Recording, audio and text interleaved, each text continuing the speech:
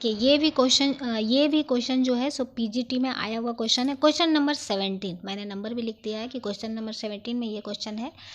ये इसलिए हम बता रहे हैं क्योंकि ये हम लोग पढ़ चुके हैं, मैंने इसका थ्योरी भी दे चुका है कि रिकॉइल वेलोसिटी मतलब कंजर्वेशन ऑफ मोमेंटम, मैंने बताया कंजर्वेशन ऑफ मोमेंटम पे ही ये काम करता है। तो क्या मेरा क्वेश्चन है कि a gun of mass m is mounted on a carriage of negligible mass and rest on a smooth plane. तो बोल रहा है, हम लोग साथ में बनाते हुए चलते हैं, ओके है ना। क्या बोल रहा है कि एक गन है मेरा, ठीक है,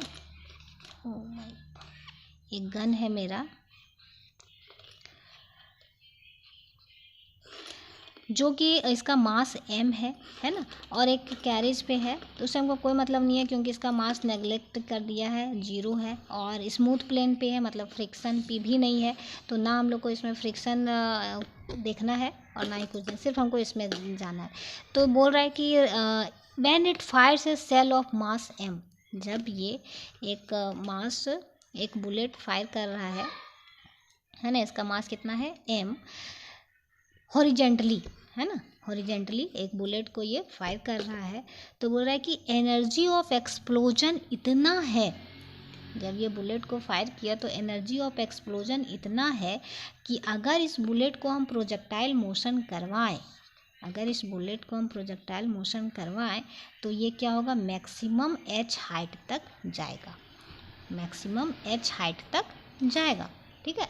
अगर इस बुलेट मतलब एनर्जी ऑफ एक्सप्लोजन इतना है कि अगर इसको प्रोजेक्टाइल मोशन करवाया जाए, मतलब ये कैपेबल है प्रोजेक्टाइल मोशन करने के लिए, मैक्सिमम कितना हाइट तक, h हाइट तक, ओके। हमको क्या पूछा है कि जब ये बुलेट m मास के बुलेट को फायर करता है तो ये भी कुछ वेलोसिटी से पीछे आता है, इसको हम लोग भी रिकॉइल बोलते हैं ना। तो ये रिकॉइल वेलोसिटी कितना होगा, तो इसको हम लोग बनाएंगे। कैसे बनाएंगे, देखिए सबसे पहले तो जब बुलेट फायर हुआ, कोई भी एक्सटर्नल फोर्स लगा क्या, कोई भी एक्सटर्नल फोर्स नहीं लगा, और जैसे ही एक्सटर्नल फोर्स मेरा 0 हुआ, हम लोग मोमेंटम को कंजर्व कर देंगे, है ना। तो मोमेंटम कंजर्व करेंगे मतलब P initial is equal to P final. अब हमको बताइए P इनिशियल कितना था, दिया हुआ है सीधा बढ़िया से कि जो गन है वो पहले रेस्ट में है ना, तो मतलब P इनिशियल मेरा क्या है, 0 है, तो P फाइनल भी क्या होना चाहिए, 0 होना चाहिए। तो P फाइनल भी 0 होना चाहिए। P फाइनल कितना होगा, जब एक्सप्लोजन हुआ, गन फायर किया, तो गन का मास है m, और ये किस वेलोसिटी से रिकॉइल किया, v रिकॉइल, हम लोग इसको कैपिटल भी ले लेते हैं, ठीक है, बार बार रिकॉइल नहीं लिखेंगे। और दूसरा होगा बुलेट का, देखिए अगर ये गन इधर गया तो बुलेट इधर जाएगा, है ना, तो दोनों का डायरेक्शन क्या है, अपोजिट है, तो मोमेंटम का भी डायरेक्शन अपोजिट होगा, तो हम लोग इसको माइनस में लेंगे। तो बुलेट का वेलोसिटी मान लेते हैं हम लोग स्मॉल v, ठीक है। तो इससे क्या निकल गया हमको, ये किसके इक्वल होगा, 0 के, क्योंकि P इनिशियल 0 है तो P फाइनल भी 0 होगा। तो m भी इज इक्वल टू क्या हो गया, m इंटू भी, यहाँ से हम स्मॉल v का वैल्यू रख लेंगे, m भी बाय क्या हो गया, स्मॉल v का वैल्यू m भी बाय स्मॉल m, ठीक है, इसको हम लोग यूज करेंगे। अब देखते हैं कि ये हमको मिल गया किसका वेलोसिटी, बुलेट का, जो सेल जो क्या कहते हैं मतलब गन फायर किया उसका वेलोसिटी हमको इतना मिला कि इतना वेलोसिटी से वो जाएगा।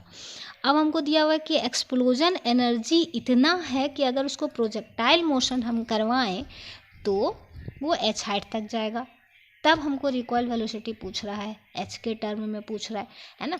तो हम लोग क्या करते हैं कि एक्सप्लोजन एनर्जी पहले लिखेंगे कि एक्सप्लोजन एनर्जी इसको कितना मिलेगा, है ना, इसके पास कितना एक्सप्लोजन एनर्जी मिलेगा, तो कितना मिलेगा, देखिए एक्सप्लोजन एनर्जी, जो एनर्जी होगा एक्सप्लोड होगा तो एनर्जी कुछ बुलेट को भी कुछ गन को भी मिल रहा है और कुछ बुलेट को भी मिल रहा है, मतलब जो सेल मेरा गया है ना, जो गोली गया तो कुछ गन को भी एनर्जी है, कुछ जो गोली गया उसको भी एनर्जी है।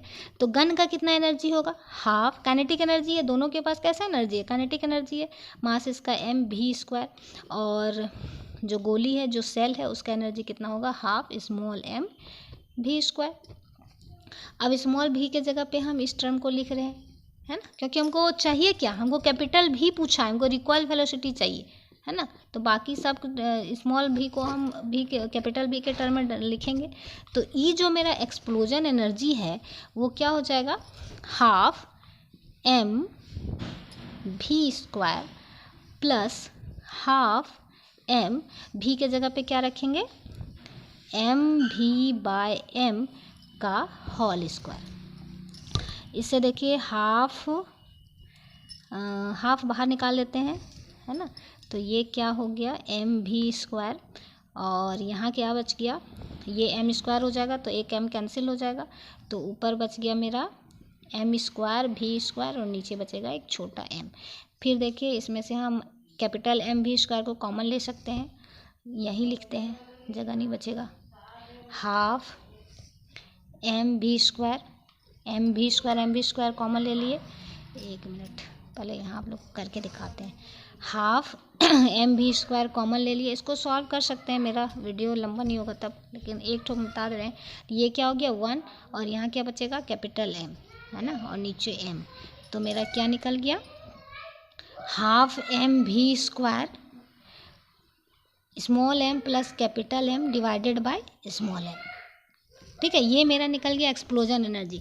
अब इस एक्सप्लोजन एनर्जी को अगर हम बुलेट को दिए, वो गोली जो है, सेल जो है उसको दिए, तो वो प्रोजेक्टाइल मोशन कर रहा है कितना, h हाइट तक। मतलब इसका एनर्जी पूरा वो किस में कन्वर्ट हो जाएगा, पोटेंशियल एनर्जी में, मैक्सिमम हाइट। वहाँ जब ये यहाँ जाता है तो इसका पोटेंशियल एनर्जी mgh हो जाता है, और इसका काइनेटिक एनर्जी क्या हो जाता है, 0 हो जाता है। मतलब पूरा काइनेटिक एनर्जी इस एनर्जी पे कन्वर्ट हो जाता है, पोटेंशियल एनर्जी में, है ना।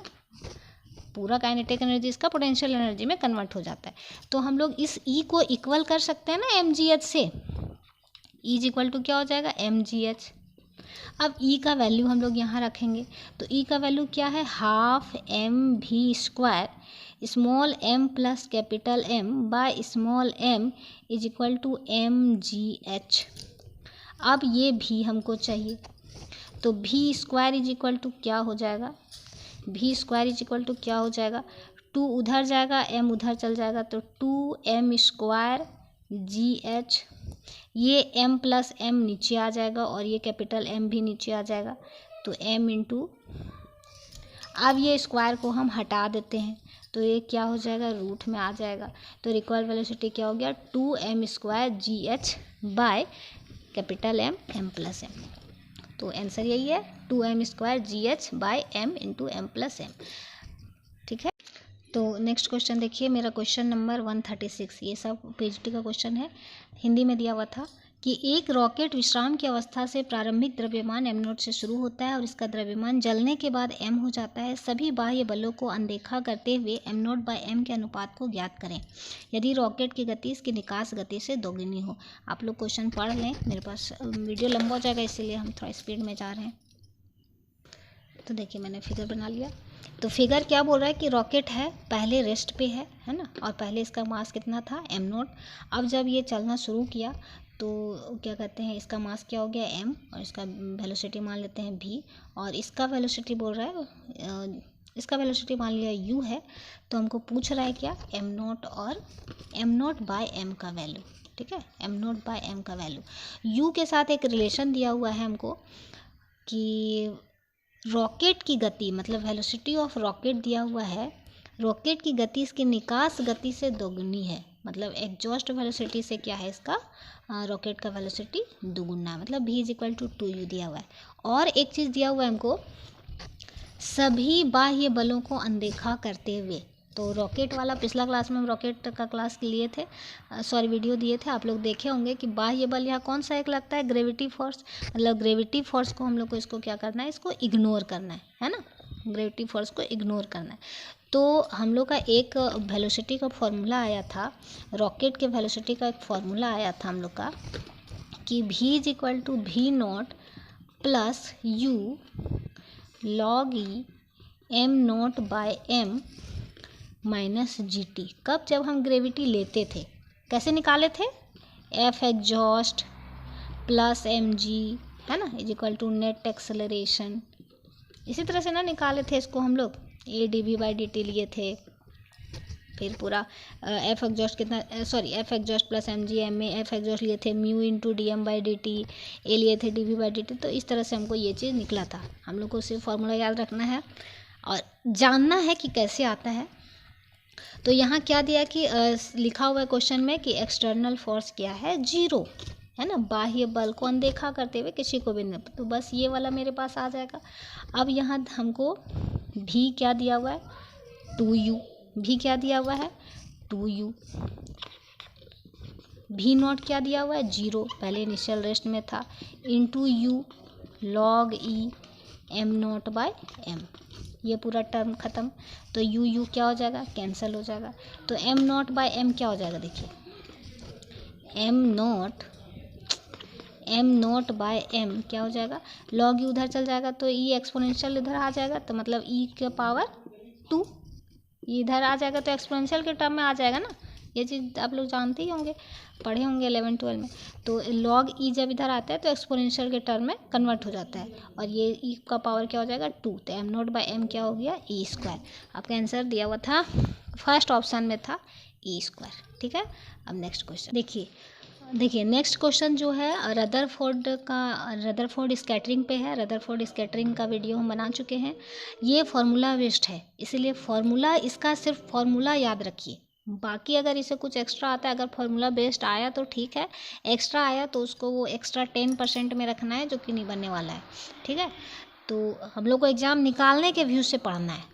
हम लोग एक वीडियो बनाए थे ना कि अगर 80% हम लोग पढ़े तो 70-60 ले आएंगे, और 70-60% लाए मतलब हो जाएगा, इतना सोचना है। क्योंकि अगर क्वेश्चन थोड़ा सा टफ रहे, एवरेज रहे, तो हम लोग इतना पढ़ेंगे तो हम लोग 70 से 75 तो ला ही सकते हैं। तो क्या दिया हुआ क्वेश्चन, रदरफोर्ड के अल्फा स्कैटरिंग प्रयोग अल्फा प्रकीर्णन परीक्षण में यदि कोई गतिमान अल्फा कण विश्राम कर रही किसी वस्तु के नाभिक की ओर भिन्नोट गति से चलती है और यह फाई कोण से बिखर जाती है, बिखरने वाला क्रॉस सेक्शन निम्नलिखित में से किसके अनुपातिक है। तो जो रदरफोर्ड में हम लोग पढ़े वही चीज़ लिखा हुआ है कि अल्फा पार्टिकल्स है, उसको किसी न्यूक्लियस की तरफ भेजे, है ना, जो हम लोग गोल्ड फॉइल लिए हुए थे, तो वो क्या होता था, स्कैटर हो जाता था थीटा एंगल में। ये फाई कोण दिया हुआ है, तो उसका कितना क्रॉस सेक्शन में वो स्कैटर होगा। तो देखिए ये फार्मूला हम यहाँ फिर से लिख चुके हैं, फार्मूला बेस्ड है। ये फार्मूला इसलिए लिखे हैं ताकि एक जगह आप लोग रखें, इसको रट लें एकदम। तो जो स्कैटरिंग क्रॉस सेक्शन था D sigma by D omega, D omega क्या है मेरा सॉलिड एंगल, यही ना पढ़े थे कि scattering cross section is equal to number of particles. तो सॉलिड एंगल डी ओमेगा है ना। तो ये स्कैटरिंग क्रॉस सेक्शन क्या था, number of particles scattered per unit time per unit area per unit solid angle, है ना। तो ये क्या, इसका वैल्यू कितना आ जाता है, small Z capital Z E square, देखिए इतना इतना इतना ये चीज़ है। तो इस फार्मूला से हमको क्या निकला कि जो स्कैटरिंग क्रॉस सेक्शन है भी नॉट स्क्वायर 1 बाई भी नॉट का ये स्क्वायर है, तो भी नॉट 4 sin 4 थीटा बाई 2, सीधा सीधी क्वेश्चन से आंसर बन गया, है ना। किसके अनुपातिक है, 1 बाई भी नॉट 4 sin 4 थीटा बाई 2। दूसरा मेरा एक इम्पैक्ट पैरामीटर जो था, इम्पैक्ट पैरामीटर क्या था, इम्पैक्ट पैरामीटर था कि perpendicular distance between nucleus centre of the nucleus and initial velocity vector of the alpha particle, है ना, वो था बी थीटा, कि वेलोसिटी जो अल्फा पार्टिकल जा रहा है उसका वेलोसिटी का डायरेक्शन और न्यूक्लियस के सेंटर के का डायरेक्शन के बीच का परपेंडिकुलर डिस्टेंस क्या कहलाता था, इम्पैक्ट पैरामीटर। इसका देखिए ये फॉर्मूला है, इस टर्म में अगर लिखेंगे तो इस तरह ना, तो फिर 1 + cos theta by sine theta को कॉट थीटा बाई टर्म के लिखें। तीसरा एक चीज़ और था, एक फार्मूला और था आर नोट क्या था मेरा, क्लोजेस्ट अप्रोच, मतलब कितना नज़दीक जा सकता है। अगर हम उसको मैक्सिमम काइनेटिक एनर्जी दिए अल्फा पार्टिकल्स को, तो मेरा जो न्यूक्लियस है उसके कितना नज़दीक ये जा सकता है ना। तो वो मेरा कितना निकला था 2z² बाई 4πε0, और जो मैक्सिमम काइनेटिक एनर्जी हम इसको दिए सो। अब बस यहाँ टर्म याद रखना है कि कौन क्या चीज़ है। तो D sigma by D omega क्या है, स्कैटरिंग क्रॉस सेक्शन, है ना, स्कैटरिंग क्रॉस सेक्शन। फिर से एक बार रिपीट कर रहे हैं, number of particles scattered per unit time per unit area per unit solid angle. D omega क्या है, डिफरेंशियल सॉलिड एंगल। तो D omega is equal to 2 pi sine theta, D theta होता है, हम लोग ये चीज़ निकाल चुके हैं उसमें।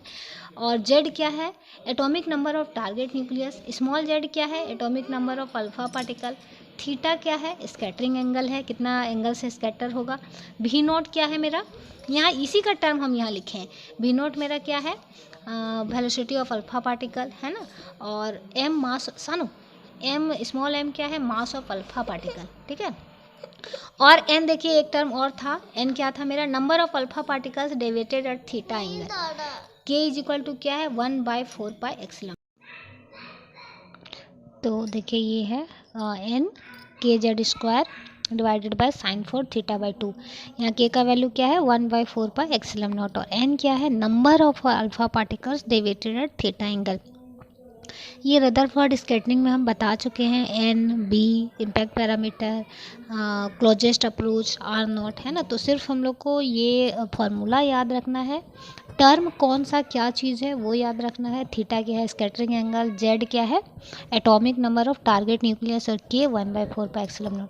तो एक ये फार्मूला, एक ये क्लोजेस्ट अप्रोच का 2z²/4 pi epsilon not kinetic energy, जो मैक्सिमम काइनेटिक एनर्जी हम देंगे यहाँ मैक्सिमम काइनेटिक एनर्जी होता है ना। और ये इम्पैक्ट पैरामीटर का फॉर्मूला, और ये स्कैटरिंग क्रॉस सेक्शन।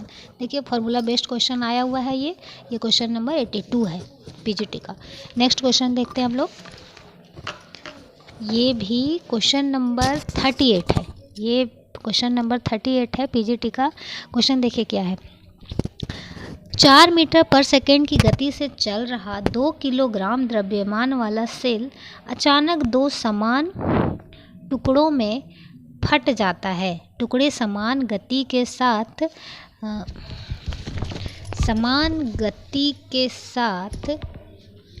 गति की मूल रेखा के साथ झुकी हुई दिशाओं में जाते हैं। यदि समान रूप से विभाजित टुकड़ों को विस्फोट द्वारा 48 जूल की ट्रांसलेशन गतिज ऊर्जा प्रदान की जाती है, तो दोनों टुकड़ों के वेग के बीच के कोण को ज्ञात करें। ठीक है, आप लोग देखिएगा क्वेश्चन नंबर 38 है ना। तो क्या इसमें बोल रहा है कि एक पार्टिकल है ना, एक पार्टिकल है, सॉल्व करते हैं हम लोग। एक पार्टिकल है 2 kg का, एक पार्टिकल है 2 kg का जो कि 4 मीटर पर सेकेंड से चल रहा था, और ये 2 समान टुकड़ों में बट जाता है। समान टुकड़ों में बट जाता है समान गति के साथ, गति की मूल रेखा के साथ। गति की मूल रेखा क्या था, ये इसके साथ झुकी हुई दिशाओं में जाते हैं। तो एक मान लिया इधर गया भी वेलोसिटी से, दूसरा मान लिया कि इधर गया, ये भी वेलोसिटी समान गति से दिया है, और समान टुकड़ों में बट जाता है, मतलब दोनों का मास भी क्या है, सेम है ना। तो यहाँ मान लेते हैं ये θ1 एंगल बना रहा है, और ये मान लेते हैं θ2 एंगल बना रहा है। ये θ1 एंगल से इधर गया और ये θ2 एंगल से गया, तो हमको ये θ1 + θ2 पूछा है ना। अब देखिए ये 2 kg का था, समान टुकड़ों में बट गया, मतलब ये 1 kg होगा, है ना। मतलब ये m1 है, अगर m2 है तो m1 और m2 क्या होगा, सेम होगा, और इसका वैल्यू कितना होगा 1 kg। ठीक है, और ये मान लिया V1 से गया और ये V2 से गया, तो V1 और V2 भी क्या बोला है, सेम है, मान लिया हम उसको V मान लेते हैं। ठीक है, तो कैसे हम लोग बनाएंगे, तो सबसे पहले देखिए पार्टिकल गया और खुद से 2 टुकड़ा में बट गए हैं, कोई भी एक्सटर्नल फोर्स नहीं लगा हुआ है ना। तो F एक्सटर्नल 0, फर्स्ट कंडीशन हमको क्या मिल गया, F एक्सटर्नल 0। तो F एक्सटर्नल 0 मिल गया, मतलब कंजर्वेशन ऑफ मोमेंटम हम अप्लाई कर सकते हैं, मतलब initial momentum is equal to final momentum. अब हम लोग देखिए यहाँ ये x के तरफ जा रहा है हॉरिजेंटल, और ये इधर और इधर चला गया, तो मोमेंटम हम लोग कंजर्व करेंगे। तो पहले x कंपोनेंट कंजर्व करेंगे, फिर y कंपोनेंट कंजर्व करेंगे। हम लोग पहले यहाँ y कंपोनेंट कंजर्व करते हैं। p initial of y component is equal to p final of y component. p initial y component momentum है क्या, नहीं है, 0 है। p फाइनल होगा, इसका जब इधर जाएगा तो क्या हो जाएगा, v sin θ1, मतलब मोमेंटम क्या हो जाएगा, m v sin θ1, और इसका इधर हो जाएगा m v इसको V1 मानते हैं और इसको V2, क्या हो जाएगा M1 V1 साइन थीटा 2। मास भी सेम है, भी सेम है, तो इसीलिए भी लेते हैं। डायरेक्शन क्या है ऑपोजिट, तो minus M V sine theta 2, मतलब दोनों सेम होगा। M V sine theta 1 is equal to हो जाएगा M V साइन थीटा 2, है ना। M सेम है, भी सेम है, कैंसिल हो गया, तो इसे यहाँ से क्या मिल गया हमको, sine theta 1 is equal to sine theta 2, मतलब थीटा 1 इज इक्वल टू क्या मिल गया, थीटा 2। अब देखिए, अब बोल रहा है कि विस्फोट के बाद जो विभाजित टुकड़ा है उसको 48 जूल का ट्रांसलेशन गतिज ऊर्जा प्राप्त हुआ, है ना। मतलब टोटल इसको कितना काइनेटिक एनर्जी मिला पार्टिकल्स को, वो हम लोग यहाँ देखते हैं। Total kinetic energy to the particles, विस्फोट के बाद जो पार्टिकल्स हैं उसको कितना काइनेटिक एनर्जी मिला। इसको विस्फोट के बाद 48 जूल का ट्रांसलेशन एनर्जी मिलता है। तो और पहले इसके पास कुछ काइनेटिक एनर्जी था, है ना। पहले कितना था, हाफ mv², m था 2 kg का, वेलोसिटी था 4×4, और इसको विस्फोट के बाद इतना ट्रांसलेशन एनर्जी मिलता है एक्सप्लोजन के द्वारा। तो टोटल इसका काइनेटिक एनर्जी क्या हो गया, 16 + 48 इज इक्वल टू 64 जूल। अब 64 जूल इसको मिला है ना, 64 जूल ये दोनों पार्टिकल को एनर्जी मिला।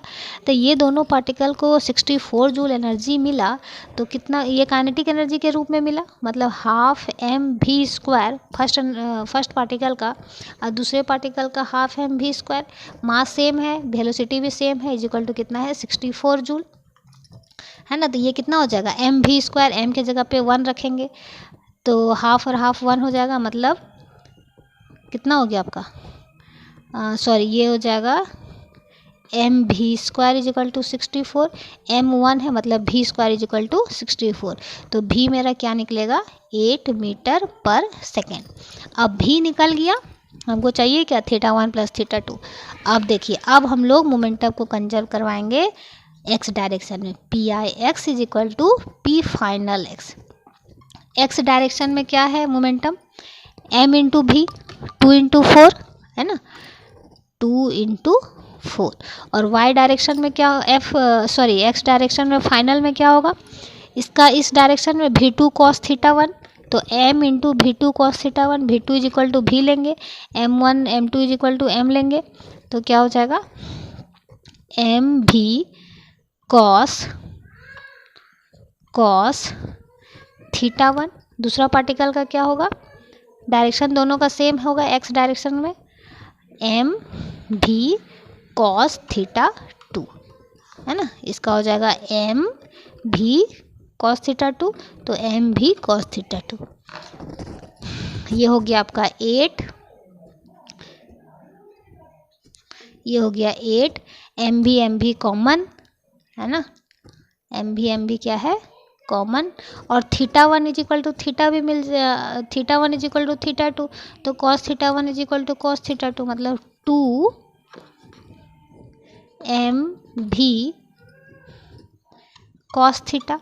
हम लोग sine theta 1 is equal to sine theta 2 निकाले थे, उससे थीटा 1 थीटा 2 इक्वल निकला था। ये क्या हो जाएगा 2 4 जा 8, और m के जगह पे लिखेंगे हम लोग 1, और v के जगह पे लिखेंगे 8, है ना।